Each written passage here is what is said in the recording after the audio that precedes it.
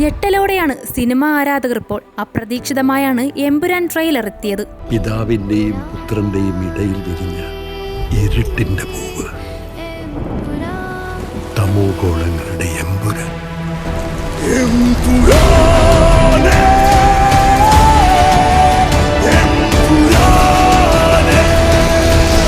ഈശോ മിശിഹായ്ക്ക് സ്തുതിയായിരിക്കട്ടെ.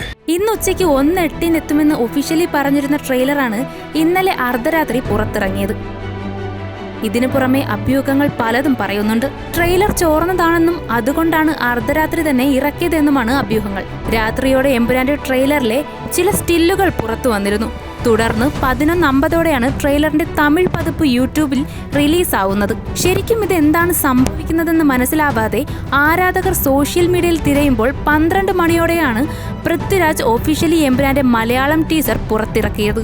കൂടാതെ സോഷ്യൽ മീഡിയയിൽ പൃഥ്വിരാജ് ട്രെയിലർ ഔട്ടിന്റെ ക്യാപ്ഷനായി കൊടുത്ത വാചകം ആരാധകരിൽ ഞെട്ടൽ ഉണ്ടാക്കി. ഓർക്കുക, ഈ സമയത്ത് പിശാചിനെ വിളിച്ചു വരുത്തിയത് നിങ്ങളാണ് എന്നായിരുന്നു പൃഥ്വിരാജിന്റെ ഡയലോഗ്.